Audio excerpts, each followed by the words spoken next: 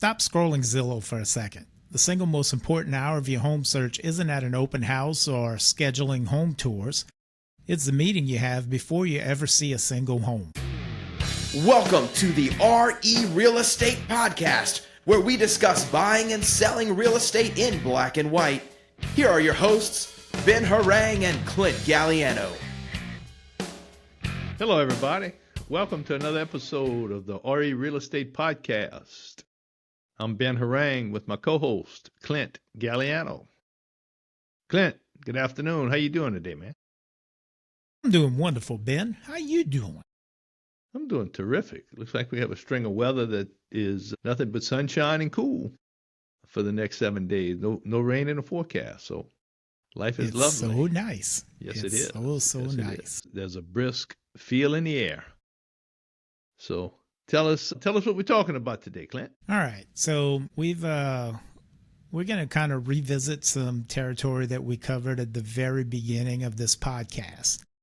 We're going to revisit the steps for the buying process with our clients. And this first episode is going to represent the first step, and that's the buyer consultation. Mm-hmm. And you may be thinking to yourself, what is a buyer consultation? It's not a sales pitch. It's a game plan session. It's a chance for us to meet with the buyers and the buyers to meet with us, get a feel for each other. Mm-hmm. And it's a strategy meeting to build out a roadmap for buying a home. Some people, they make that big mistake and decide, I just want to go see a house. Well, Clint, I think it's a waste of time to do a buyer consultation. And some people don't even know it's an option. And so we're going to go over why skipping this is like trying to build a house without a blueprint. Yeah. So, all right. Why don't you tell us what to expect, man? All right.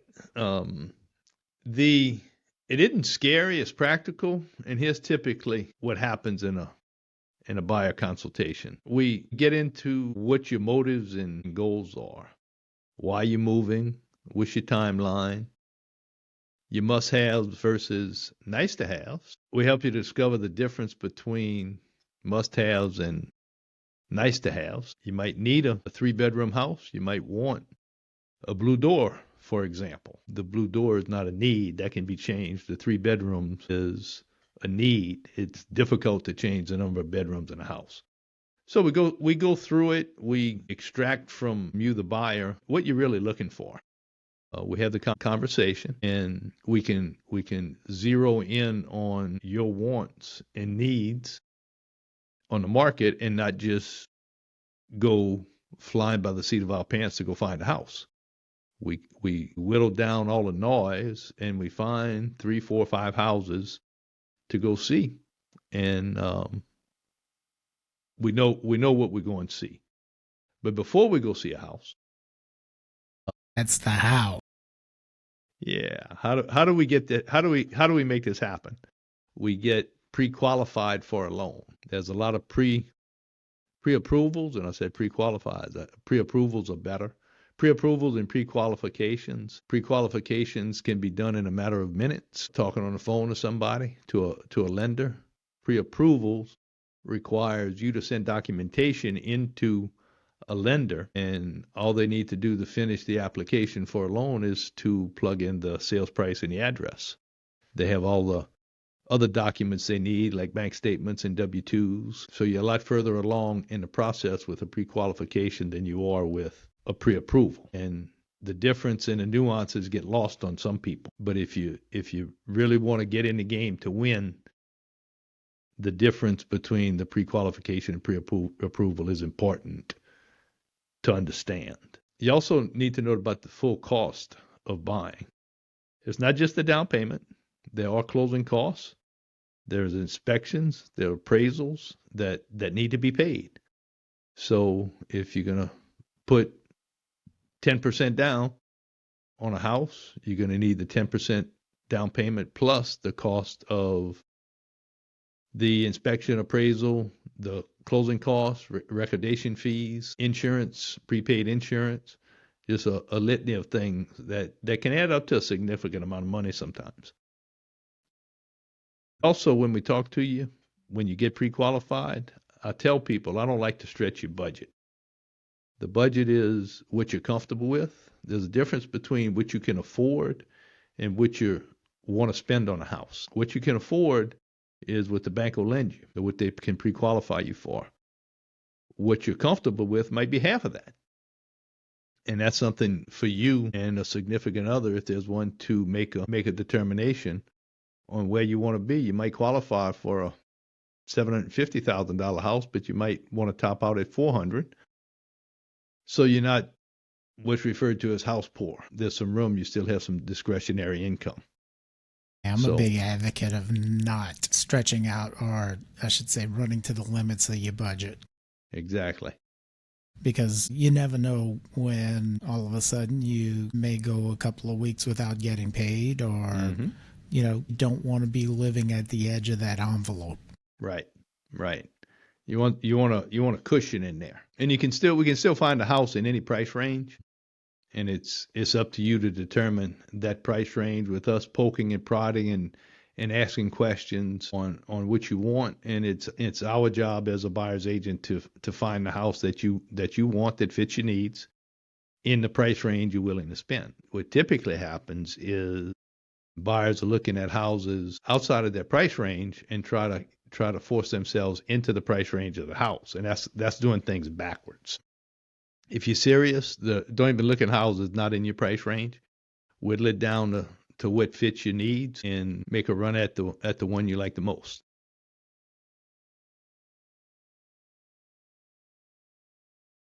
All right. The other part of the buyer consultation is the process and the market that gets covered. That's where you come up with the game plan that gives you the A to Z roadmap from search to sold. That covers making an offer, doing inspections, getting the appraisal, and closing date. So when you're at the buyer consultation, you can get a snapshot of the current local market. Is it hot? Is it cold? And what does it mean for you as a buyer, especially in your price range? Because as we've talked about before, especially in our market updates, different price ranges in the market are really at different levels of hot and cold. That's all going to depend on basically your search and your offer strategy. And what you need to understand is that the negotiating strategy differs if the market's hot or if the market's cold. So the deeper you can drill down into things, the more likely you'll have a winning offer on a house that you want. Yep. All right. Now we'll kind of go over the real value and why this is a must do. So this is the WIFM, WIIFM. What's in it for me section.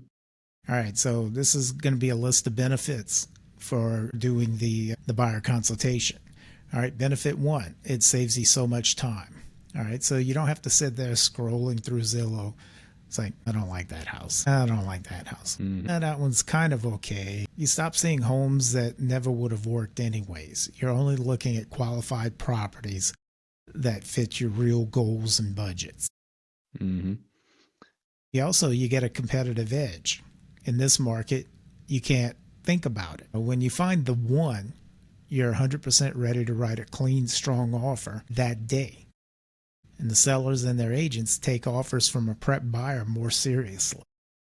And I tell people that typically buyers that want to do it their way, and there's all kinds of people. Some people will follow our lead to a T, and they get in the house much quicker than people that want to do it their way. And if they want to do it their way, they'll likely lose out on 2 or 3 houses that they think they like. And when that happens, I have the conversation. We talked about having adult conversations. It's okay. You want to keep doing it your way, or you want to do it my way now? So we can help you buy a house. And they get frustrated, and they said, okay, we're going to listen now. So we do what we need to do, and the next offer typically gets accepted because we're much more ready to do it than we were on the first 2 or 3 that we missed on. And story time here. We haven't told a story in a while, Ben. It's been a minute. So it's a different market than we're in today. But I was working with a buyer, and I think we wrote 4 or 5 different offers on different houses. Everyone, we'd go into it and say, well, let's offer $10,000 under list price. Let's offer $12,000 under list price. Let's offer $8,000 under list price. And I would write the offer, and we were always the third or fourth offer in, and on, at the time that we were submitting the offers, and he kept missing out. And finally he says, I think I need to take your advice, and we need to maybe offer what they're asking for, or maybe even a little bit more, so we can get an offer accepted. Right. And like you said, Ben, the very next house that we made an offer on, we got that house. It's amazing how that happens. Because it just means we do it every day, day in and day out, and we see the market, we know the pricing levels. You don't have to do everything we say, but if you follow our lead, if we're not going to stretch your budget, let's just do the groundwork and get ready to go find the house that you want to buy and get an accepted offer on it so we can get to the closing. All right. Benefit 3. Having that buyer consultation, kind of like I said at the beginning, it builds trust and sets expectations. This is an interview for you. Do you even like this agent? You learn how they work, how they communicate, text, email, phone. It aligns everyone on the same team with the same goal. Okay. And they also find out how you like to communicate. It's a mutual job interview or a mutual interview. It's a job interview for us. It's an interview for you, whether you want to work with us or work with somebody else. So that just, I tell people all the time, find somebody you're willing, that you're comfortable with, that you trust, and stick with them. They'll treat you better than anybody else, and you don't have to develop a relationship with 10 people to see 10 different houses if you're calling the listing agent. Calling the listing agent on a house is probably the best way not to buy it. And that leads us into the fourth benefit, is what is agency? Who does an agent really work for? So a listing agent works for the seller. If you call a listing agent, the listing agent will also work for you, the buyer. And they would be what we refer as a dual agent representing both the buyer and the seller. That is becoming more and more difficult. Clint doesn't do it. I don't like doing it. But it's a personal choice. If I have a client that wants to buy something they have listed, I'll do it. But if I just get a phone call off of a sign on somebody I don't know, I'm not going to be a dual agent. I'll refer it to another agent so they can get representation, and I don't have to represent both sides. I use that as a selling point when I'm working with sellers or buyers, in that I don't do dual agency, so that they never have to question in the back of their mind whether I'm representing their best interests or not. Right. And how does the big question about all this paperwork and the most resistant on why people don't want to do it is, how do we as buyers, agents get paid? All of our expertise and knowledge comes at a cost. We do not charge a fee up front. You don't have to pay us anything for us to go find the house and help you through the process. We are performance based. We get paid at the closing. If you don't close, we don't get paid. So it comes with the fee, and whatever that fee is negotiated. So once you negotiate and settle on the fee with the agent, that fee can be paid either by just required cash to close by the buyer. It can be rolled into the purchase agreement if the seller agrees to it, or any combination thereof. But nobody's expecting a check just to go out and see houses and try to help you find the house you want. We get paid at the closing and not before. Unless they're an actual flat fee up front agent. And That's we don't true. necessarily do that, but that is an option also. It's an option. You're right. My bad on that one, Clint. You don't do it. I don't do it. I don't know anybody that does it, but that is an option. All right, next, some pro tips and some red flags to look out for. Pro tip, do 15 minutes of homework. Write down your questions before you go to the buyer consultation. Write down your 3 must-haves and your 3 deal breakers, because that's going to be important for you to have those, because when that question comes to you, it's going to be like being a musician. I used to play in a band and everything, run into other musicians and say, hey, let's jam sometimes. What songs do you know? And I'd sit there and go, and could not remember a single song that I knew how to play. So if I had that ahead of time, maybe tattoo it to the inside of my palm, I could say, I know this song and that song, or have a playlist with me or something like that. That makes it a lot easier. Have something to prompt you. Right. So that's a really good pro tip. Now, moving on to red flags. All right. Red flag number 1. If your buyer's agent does not suggest a consultation, they just want to meet you at a house. They're a door opener. They're not a guide. They're just looking to basically get paid. They're not necessarily, how do we, what's a good way to say this? Well, they're not committed to you. They're not committed to you. They're not necessarily a trusted advisor. They're just coming to open the door for you. Red flag number 2. The whole meeting feels like a sales pitch. Which is not. Me, I, Right. me. It sounds like a choir warm-up. It should be 80% about you and 20% about them. Right. Because they should be learning about you and your needs and your wants. The part about us is just explaining to the buyer what we do, how we do it, and how we get paid. The rest of it is about the buyer and what they want and what they need and why they're moving and what's the big wants, what's the big deal breakers, just so we can get an idea of what it is that you want, so we can whittle the market down to those 3 or 4 or 5 houses that you potentially may want to buy. All right. And red flag number 3, they don't ask anything about your finances or if you're pre-approved. This is a massive red flag, because that means that they don't even have the forethought to qualify if you might be ready and willing, but if you're not able to make a purchase, then they're wasting both your and their time. Yeah, the days of, and I saw this 30 years ago when I first got in, phone rings, somebody wants to go see a house, and I've seen people dart out the door faster than you can shake a stick at. Go and show a house to somebody they never talked to before, never heard from, don't know anything about. All they know is that if they buy the house, they're going to get paid. And that's how it was done 30 years ago. Not so much anymore. Without the buyer consultation on the front end to build that foundation and to serve as a platform so you can build a relationship with the agent that you're comfortable with. It all goes from there. So I tell people it's you and me against the world. There's nobody else on your side. Don't take any advice from you. Anybody else. And it's true. If anybody wants to talk about real estate, change the subject and talk about the weather. Don't do it.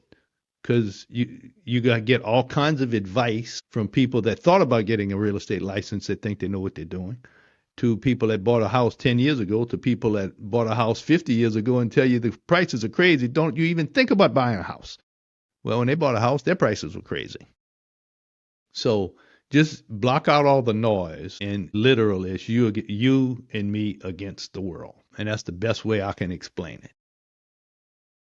So to recap, buyer consultation is your foundation. It's a strategy session that ensures that you're not just looking for a house, you're on a clear path to buying the right house. The analogy is you wouldn't run a marathon without a training plan. I wouldn't run a marathon with a training plan, Clint. I wouldn't run a marathon, period. I wouldn't even think about running a marathon. I wouldn't think about running a 1K. But if you think you want to run a marathon, you're not doing it without a plan. Exactly. So this is your training plan, is the buyer consultation. All right, this is the deal. All right, this is your homework. If you're thinking about buying a home in the next year, your very first step is to not click request a tour. Because first off, you might think that you're contacting the agent that you see associated with that listing. You might think that you're contacting somebody that's wants to represent your interests. In reality, you're clicking to contact the highest bidder unless you're on a specific agent's site. Most likely you're not. So either way, don't click a request a tour unless you're on my website or Ben's website. Then you can click request a tour. That's okay. Yeah, and that's so bad that there's not a potential lawsuit going on about that. There is a lawsuit going on about that. There is. About the misrepresentation about who people think they're contacting when they click request a tour. And I'm not going to name any names, but you're probably smart enough to figure out who it is. All right. So your first step is to call an agent that you trust and say, I'd like to schedule a buyer consultation. And if they go, maybe find another agent. Say, thank you very much. I'll be in touch. You find somebody, but it's a people business. It's a relationship business. It's a big deal. You buying a house. Find somebody you can get along with and you trust to help you through the transaction is the best advice I can give you. And that starts with the buyer consultation. If you don't already know the agent, you need to build a relationship with somebody. I'd rather it be myself or Clint, but whoever it is you're comfortable with, you need to develop that relationship and stick with them. You jump in their hip pocket and go along for the ride and follow their lead, and you'll probably be able to find a house. All right. I think that's it. And that's your buyer consultation. If you got any questions, don't hesitate to reach out to us. You can find all of our contact info in the show notes or go to realestatepodcast.com. You can watch episodes. You can find the link to our YouTube channel. You can find Ben's website and my website. Whether you're listening on a podcast app or watching YouTube, don't forget to like, share, and subscribe. Send it to your friends, comment, all the fun things. Okay. I think that does it, Clint. That's another one in the can. Yes, indeed. Have a good one, Ben. All right. You too, Clint. See ya. While we may discuss topics such as lending, interest rates, title law, real estate law, and appraisals in addition to real estate sales and transactions, please remember that we are only trained and licensed as real estate salespeople in Louisiana. The information shared on this podcast is for general purposes only and should not be taken as legal or financial advice. We may be agents, but unless we have signed paperwork stating otherwise, we are not your agents.